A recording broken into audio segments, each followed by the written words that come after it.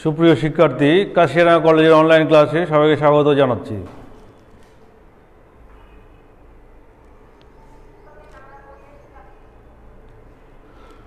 আমি মোহাম্মদ মাহবুবুর রহমান, প্রভাষক তথ্য যোগাযোগ প্রযুক্তি, কাশিয়াডাঙ্গা কলেজ।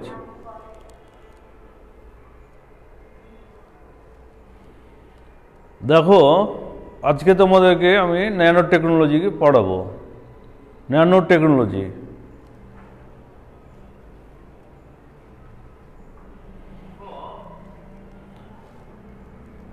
গ্রিক শব্দ ন্যানোজ এবং ল্যাটিন শব্দ ন্যানাস থেকে ন্যানো শব্দটি এসেছে, যার আবিধানিক অর্থ হচ্ছে ডার্ভ। বাংলায় বলল এটার মানে হচ্ছে বামন বা জাদুকরী ক্ষমতা সম্পন্ন ক্ষুদ্রাকৃতির প্রাণী।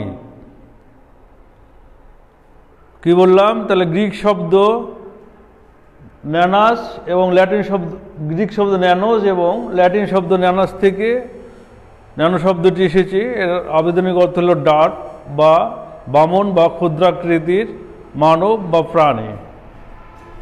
আর ন্যানো টেকনোলজি বা ন্যানো প্রযুক্তি হলো পারমাণবিক বা আণবিক স্কেলে অতি ক্ষুদ্র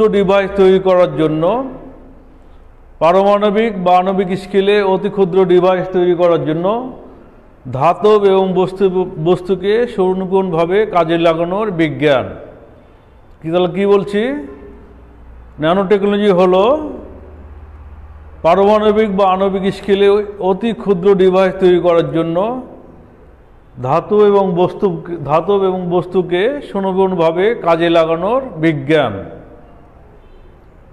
তাহলে ন্যানোমিটার হচ্ছে, ন্যানো হচ্ছে দৈর্ঘ্য পরিমাপের একটা পদ্ধতি। তাহলে আমরা ন্যানো কি কাজে ব্যবহার করা হয়? এটাকে পরিমাপ করার কাজে ব্যবহার করা হয়। তাহলে এক ন্যানোমিটার হচ্ছে 10⁻⁹ মিটার। ন্যানো হলো কোনো কিছুর 100 কোটি ভাগের বা 1 বিলিয়ন দিয়ে ভাগ করলে তখন আমরা ন্যানো পাই। তাহলে 1 মিটারের 100 কোটি ভাগের 1 ভাগকে বলা হয় 1 ন্যানোমিটার। 1 ন্যানোমিটার তাহলে কাকে বলছি? 1 ন্যানোমিটার হচ্ছে 1 মিটারের 100 কোটি ভাগের 1 ভাগকে বলা হচ্ছে 1 ন্যানোমিটার। যদি ইঞ্চি বলি তাহলে আমরা 2,54,00,000 ন্যানোমিটারে হবে 1 ইঞ্চি। তাহলে বুঝতে পারছো এটা কত ক্ষুদ্র জিনিস। আমাদের যে চুলের একটা দৈর্ঘ্য হলো 1,00,000 ন্যানোমিটার। ক্ষুদ্র যে ব্যাকটেরিয়া, তার আকার হচ্ছে 200 ন্যানোমিটার। তারপর ডিএনএ ডবল হেলিক্সের ব্যাসার্ধ হচ্ছে 2 ন্যানোমিটার। এরকমভাবে যদি বলি তাহলে সোনার পরমাণুর আকার হচ্ছে 0.3 ন্যানোমিটার। তাহলে এগুলো খুবই ক্ষুদ্র জিনিস, যেগুলো খালি চোখে দেখা যায় না। আর রিচার্ড ফেম্যান তাকে ন্যানো টেকনোলজির জনক বলা হয়।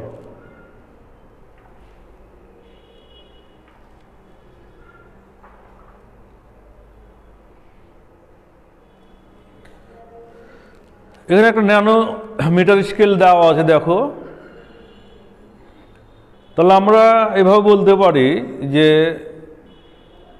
মানুষ সবসময় যে কোনো আবিষ্কার করছে তখন যেটা বর্তমান আছে সেটাকে কিভাবে আরও সুন্দর করা যায়, আরও দক্ষ করা যায়, এর ক্যাপাসিটি বাড়ানো যায়, দাম কমানো যায়, ওজন কমানো যায়, এটাকে আকার আকৃতি কমানো যায়, এই চেষ্টা মানুষের সব সময়ই আছে। সেই জন্যই আমাদের কি করা হয়, আমাদের টিভি, ফ্রিজ বা মোবাইল, কম্পিউটার এগুলোর আকার আকৃতি ছোট করা হয়েছে, কিন্তু এর কার্যক্ষমতা অনেক বাড়ানো হয়েছে। তাহলে এই যে আমাদের যে বিজ্ঞানীদের বা গবেষকদের যে প্রচেষ্টা, সেটার উপর ভিত্তি করে কিন্তু এই প্রযুক্তিগুলো আবিষ্কার হয়েছে। দ্বিতীয় বিশ্বযুদ্ধের আগ পর্যন্ত আমরা সবচেয়ে ক্ষুদ্র জিনিস মাপতাম মিলিমিটার দিয়ে। তাহলে আমরা দ্বিতীয় বিশ্বযুদ্ধের আগ পর্যন্ত আমরা যে কোনো জিনিস মাপলে, ক্ষুদ্র জিনিস মাপলে আমরা মিলিমিটার ব্যবহার করতাম। তাহলে দ্বিতীয় বিশ্বযুদ্ধের পরবর্তীতে এটা আমরা মাপার জন্য ব্যবহার করলাম আমরা মাইক্রোমিটার। মাইক্রোমিটারকে মাইক্রো টেকনোলজি বলে। আর মাইক্রোমিটারের পরবর্তী ধাপই হচ্ছে ন্যানো টেকনোলজি বা ন্যানোমিটার। মনে থাকবে, তাহলে আমাদের এখন সবচেয়ে লেটেস্ট প্রযুক্তিটাই হচ্ছে ন্যানোমিটার বা ন্যানো টেকনোলজি। তাহলে আমাদের এটা এই পদ্ধতিতে দুইভাবে কাজ করা হয়, একটা হচ্ছে টপ টু বটম আর একটা হচ্ছে bottom to top. Top to বটমটা হলো এটাতে একটা বড় জিনিসকে কেটে একটা ছোট একটা আকৃতি দেওয়া হয়। তাহলে যে মনে করে একটা বড় একটা কাঠের গোল, এটা কেটে আমরা একটা মনে করে একটা শেপ একটা জিনিস তৈরি করব, তাহলে এটা কাটার পরে একটা ছোট জিনিস তৈরি হয়। এটাকে বলা হচ্ছে টপ টু বটম প্রসেস। আর আরেকটা হলো বটম টু টপ। এখানে ছোট ছোট জিনিসগুলোকে জোড়া লাগিয়ে একটা বড় জিনিসের আকৃতি দেওয়া হয় বেশ। তাহলে আমরা ন্যানো টেকনোলজিতে বেশিরভাগ বটম টু টপ এই পদ্ধতিটা কাজ হয়। এখানে ক্ষুদ্র ক্ষুদ্র জিনিসগুলোকে জোড়া লাগিয়ে একটা নির্দিষ্ট আকৃতির একটা জিনিস তৈরি করা হয়। তাহলে আমাকে মনে রাখতে হবে যে এটা ন্যানোমিটার স্কেলে বা পারমাণবিক বা আণবিক জিনিস দিয়ে আমরা এই পারমাণবিক বা আণবিক স্কেলের জিনিস দিয়ে আমরা কোনো জিনিস তৈরি করব। পারমাণবিক বা আণবিক স্কেলে কোনো জিনিস দিয়ে আমরা জোড়া লাগাবো, কখনো কখনো এটাকে পৃথকীকরণ করব বা কোনো সময় প্রসেসিং করে এটা নতুন একটা জিনিস ডিভাইস তৈরি করা হবে। তাহলে এটা ন্যানো টেকনোলজিতে এভাবে কাজ করা যায়। আচ্ছা, ন্যানো টেকনোলজির আবিষ্কারের সাথে একটা জিনিস খুবই গুরুত্বপূর্ণ ভূমিকা পালন করেছে, সেটাকে বলা হয় এসটিএম। 1980 সালে IBM-এর প্রকৌশলীরা এসটিএম তৈরি করেছে।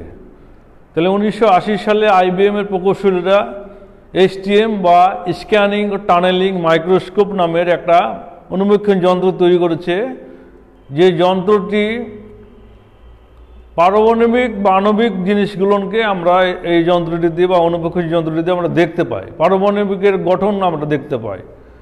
তাহলে এই যন্ত্রটা কীভাবে কাজ করে দেখো, এখানে দেওয়া আছে। এখানে একটা পিনের মতো, আলপিনের মতো একটা জিনিস থাকে, তার মাথাতে একটা গোল একটা থাকে।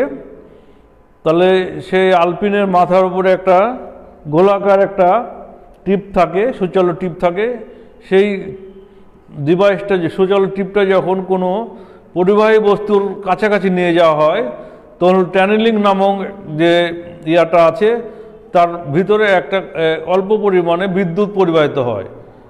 তাহলে আমি কি বললাম, ওই একটা অনুবীক্ষণ যন্ত্রে একটা সুচালু একটা আলপিনের মতো একটা জিনিস থাকে, তার মাথায় একটা টিপ থাকে।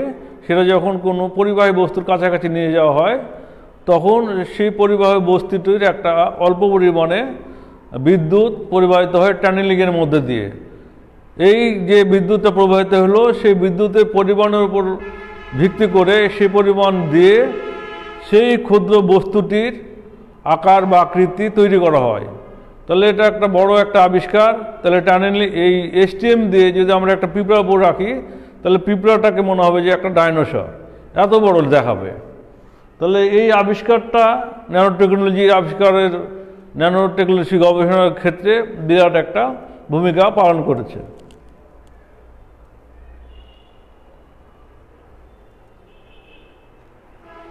এখন দেখো, ন্যানো টেকনোলজি বললাম, এটা কাকে বলে বললাম, নিশ্চয়ই বুঝতে পেরেছ। এটা কোথায় কোথায় ব্যবহার হয় ও কোথায় কোথায় প্রয়োগ করা হয়, সেগুলো না এখন আলোচনা করব। ন্যানো টেকনোলজি বলতে গেলে আমাদের প্রায় সব জায়গাতেই এখন ব্যবহার করা হচ্ছে। তাহলে আমাদের সব জায়গাতেই আমরা ন্যানো টেকনোলজি আমরা এখন ব্যবহার করছি। তাহলে প্রধান প্রধান যেগুলো ব্যবহার, তার মধ্যে একটা হচ্ছে রাসায়নিক শিল্পে। দেখো, রাসায়নিক শিল্পে কোথায় কোথায় ব্যবহার হয়। রাসায়নিক শিল্পে সানস্ক্রিনে যে আমাদের মানে করার জন্য, আমাদের মানে সানস্ক্রিনের জন্য আমাদের একটা টাইটানিয়াম ডাইঅক্সাইড নামের একটা জিনিস ব্যবহার করা হয়, যে ন্যানো পার্টিকেল দিয়ে তৈরি করা হয়, বা কোনো জিনিসের প্রলেপ দেওয়ার কাজে ব্যবহার করা হয়, আবার প্যাকেজিংয়ের কাজে ব্যবহার করা হয়, পানি বিশুদ্ধকরণ কাজে ব্যবহার করা হয়। তাহলে কি বললাম? তাহলে কোনো জিনিস প্যাকেজিং করার কাজে ব্যবহার করা হয়, তারপরে আমরা সানস্ক্রিনে ব্যবহার করতে পারি, হ্যাঁ এটা আমরা, তারপরে আমরা পানি বিশুদ্ধকরণ কাজে আমরা এটাকে ব্যবহার করতে পারি। 2 নম্বর দেখো খাদ্য শিল্পে।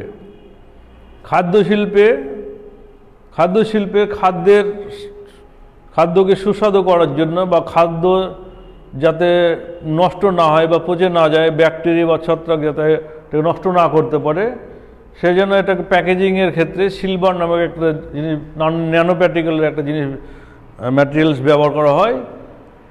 সেটা দিয়ে যদি এটাকে প্যাকেজিং করা যায় তাহলে সেই খাদ্যটা দীর্ঘদিন টাটকা থাকে বা ব্যাকটেরিয়া বা ছত্রাকের আক্রমণ থেকে স্বয়ংক্রিয়ভাবে প্রতিরোধ করা যায়।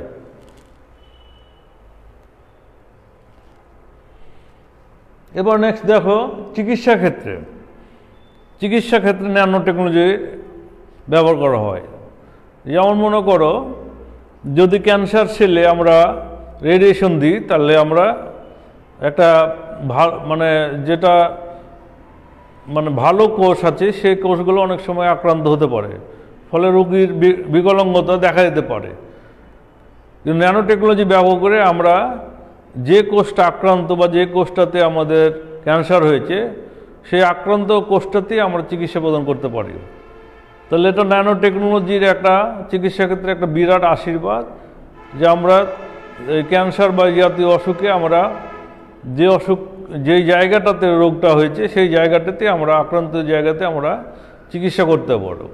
ন্যানো টেকনোলজি ব্যবহার করে যে ওষুধ তৈরি করা হয়, এগুলো স্মার্ট ড্রাগস বলে, এগুলো দিয়ে আমরা ওষুধ বা এটা তৈরি করতে পারি, যেগুলো আমরা রোগীদের ক্ষেত্রে আমাদের চিকিৎসার ক্ষেত্রে ব্যবহার করা যায়। বা ন্যানো রোবটের কথা বলা হচ্ছে, যেটা তোমার দেখা যাচ্ছে কেউ স্ট্রোক করেছে, তাহলে হার্টের মধ্যে ন্যানো রোবট ঢুকে গিয়ে ট্রিটমেন্ট করে চলে আসতে পারবে। তাহলে এই ধরনের পদ্ধতি হয়তো ভবিষ্যতে তৈরি হয়ে যাবে। তারপর দেখো একটা ইলেকট্রনিক শিল্পে, তাহলে ইলেকট্রনিক শিল্পে যেমন ধরো ইলেকট্রনিক শিল্পে যেগুলো ব্যবহার করি, যেমন মোবাইল বা যে কোনো ইলেকট্রনিক গুডস, সেগুলো ব্যবহার করার ক্ষেত্রে যেটা কীভাবে এটা বিদ্যুৎ কম খরচ হবে, এটা দাম কম হবে, এটার দক্ষতা বেশি হবে, ওজন হালকা হবে, সেই নিয়ে সবসময় গবেষণা অব্যাহত আছে। তাহলে আমরা ন্যানো টেকনোলজির ফলে আমরা এখন দেখা যায় যে মোবাইলগুলো আকার অনেক ছোট হয়ে যাচ্ছে, কম্পিউটারগুলো ছোট হয়ে যাচ্ছে, ওজন হালকা হয়ে যাচ্ছে। তাহলে এইভাবে আমরা এই ডিভাইসগুলোকে ন্যানো টেকনোলজি ব্যবহার করে তৈরি করতে পারি। আর একটা হচ্ছে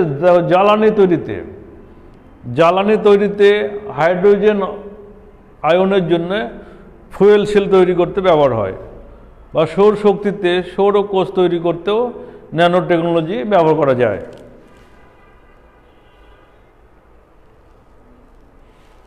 তবে দেখো নবায়নযোগ্য শক্তি, যেগুলো আমরা যে বিদ্যুৎগুলো নবায়ন করা যায়, সেই সব শক্তির ক্ষেত্রে আমরা এটা ব্যবহার করতে পারি। যেমন ধরো আমরা যে প্রচলিত যে জ্বালানি আছে, যেমন তেল গ্যাস, তার বিকল্প হিসাবে আমরা কম খরচের কাঁচামাল ব্যবহার করে ন্যানো টেকনোলজি ব্যবহার করে আমরা বিকল্প পদ্ধতিতে আমরা সৌরকোষ তৈরি করতে পারি, বা ব্যাটারি যেগুলো তৈরি হবে সেগুলোর ব্যাটারির চার্জ অনেকক্ষণ থাকবে এবং এটা দীর্ঘস্থায়ীও হবে। দেখো এরকমভাবেই এই নবায়নযোগ্য শক্তি দিয়ে একটা ন্যানো কারও তৈরি করা হয়েছে, এগুলোর আকার আকৃতি কম, খরচও কম হয়। তাহলে ন্যানো কার যেটা তৈরি হয়েছে সেটা ন্যানো টেকনোলজি দিয়ে তৈরি করা। আর এটা হচ্ছে খেলাধুলা এবং ক্রীড়া সরঞ্জাম তৈরিতে, খেলাধুলা ও ক্রীড়া সরঞ্জাম তৈরিতে ন্যানো টেকনোলজি ব্যবহার করা যায়। যেমন আমরা টেনিস বলের স্থায়িত্ব বৃদ্ধির জন্য বা গল্ফ বলের বাতাসে পজিশন ঠিক রাখার জন্য এটা আমরা ন্যানো টেকনোলজি ব্যবহার করতে পারি। বা তোমার র্যাকেট বলের যেটা স্থায়িত্ব যাতে বাড়ে, বা প্লেয়ারদের যেগুলো পোশাক পরে, ট্রাউজার, জুতা, মোজা, এগুলোরও ন্যানো টেকনোলজি ন্যানো ম্যাটেরিয়ালস দিয়ে এগুলো তৈরি করা হচ্ছে, যার ফলে এগুলো এটা আরামদায়ক হবে এবং এটা অনেক টেকসই হবে।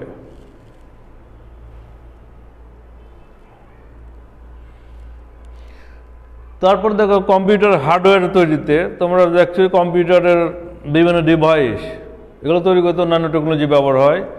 তোমরা জানো যে এখন যে ইন্টেলের যে প্রসেসর পাওয়া যায় সেটার আকার সেটার আকৃতি হলো 30 ন্যানোমিটার।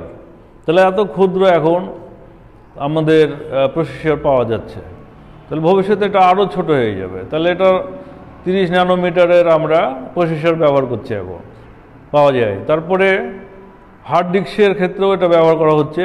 হার্ড ডিস্কের এখন টেরাবাইটের হার্ড ডিস্ক আমরা বাজারে পাই। তাহলে এগুলো কিসের জন্য সম্ভব হয়েছে?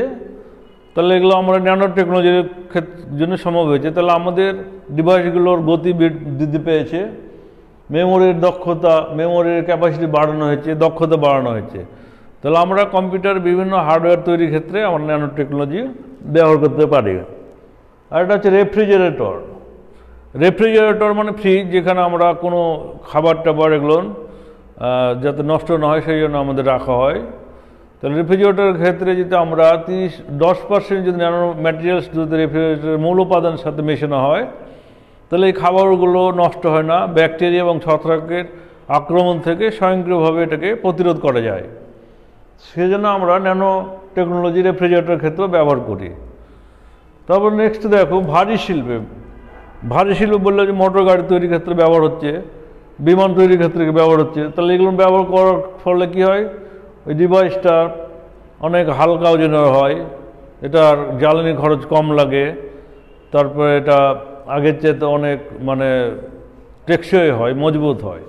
তাহলে এই জিনিসগুলো আমরা মোটামুটি আরও আলোচনা করলাম। আমরা ন্যানো টেকনোলজি আমরা বিভিন্ন জায়গায় ব্যবহার করি, তার ভিতরে প্রধান ব্যবহারগুলো আমি মোটামুটি তোমাদেরকে বললাম। নিশ্চয়ই জিনিসগুলো বুঝতে পেরেছ।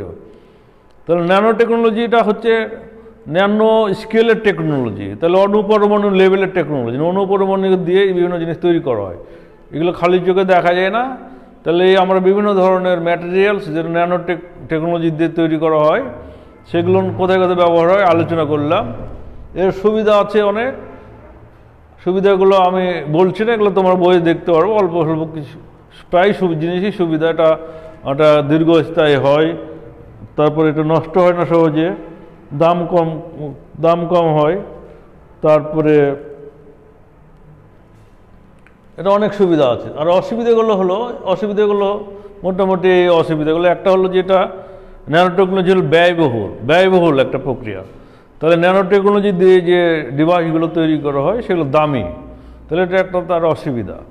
2 নম্বর অসুবিধা হলো যেটা যদি পূর্ণ মাত্রায় বিকশিত হয়, তাহলে ন্যানো টেকনোলজি যদি পূর্ণ মাত্রায় বিকশিত হয় তাহলে এই ন্যানো যে আমাদের যে আণবিক শক্তি যেগুলো সেগুলো সহজলভ্য হয়ে যেতে পারে। তাহলে এটা যদি পূর্ণ মাত্রায় বিকশিত হয় তাহলে আণবিক শক্তি সহজলভ্য হয়ে যেতে পারে, যেটা মানব জাতির জন্য আবার বিপদের কারণ হয়ে যাবে। তাহলে 2 নম্বর এটা অসুবিধা। আরেকটা হলো যে 3 নম্বর, যেটা বিকল্প জ্বালানি তৈরি করার ফলে তেল গ্যাসের দাম কমে যেতে পারে। তাহলে যদি বিকল্প জ্বালানির তৈরি করার ফলে তেল গ্যাসের দাম কমে যায় তাহলে আমাদের সোনা রূপা বা ডায়মন্ড এসবেরও দাম কমে যাবে। তাহলে আমাদের অর্থনীতিতে আমাদের নতুন মেরুকরণ হবে। তাহলে অর্থনীতিতে আমাদের নতুনভাবে মেরুকরণ করতে হবে আবার, তাহলে এটা একটা অসুবিধা। আর একটা হলো যে গবেষণায় দেখা গেছে যে ন্যানো পার্টিকেল মানুষের স্বাস্থ্যের জন্য ক্ষতিকর। তাহলে এগুলোই মোটামুটি ন্যানো প্রযুক্তির অসুবিধা। দেখো একটা কাজ দিয়েছি, বাসাতে তোমরা বসে আছো, এই বই টই নিয়ে এগুলো পড়তে পারো। ন্যানো টেকনোলজি কী এটা পড়বা, আর ন্যানো টেকনোলজির ব্যবহার নিয়ে আলোচনা করবা। তাহলে এই জিনিসগুলো যদি বাসায় চর্চা করো, পড়তে পারো বা আমাদের ভিডিওগুলো বারবার দেখতে পারো, তাহলে আমার মনে হয় ক্লাসগুলো ক্লিয়ার হয়ে যাবে। তো প্রিয় শিক্ষার্থীরা, আজকে আমি প্রথম চ্যাপ্টার শেষ করে দিলাম। আবার আমি হয়তো পরের চ্যাপ্টারে তোমাদের সাথে দেখা হবে। তো তোমাদের সকলকে স্বাস্থ্যবিধি মেনে চলার পরামর্শ দিচ্ছি। সবাই ভালো থাকো, পড়াশোনা করো, আর আমাদের অনলাইন ক্লাসগুলো নিয়মিত দেখো, বই সংগ্রহ করে এগুলো পড়ার চেষ্টা করো। এই প্রত্যাশা রেখে তো বিদায় নিচ্ছি। ধন্যবাদ সবাইকে।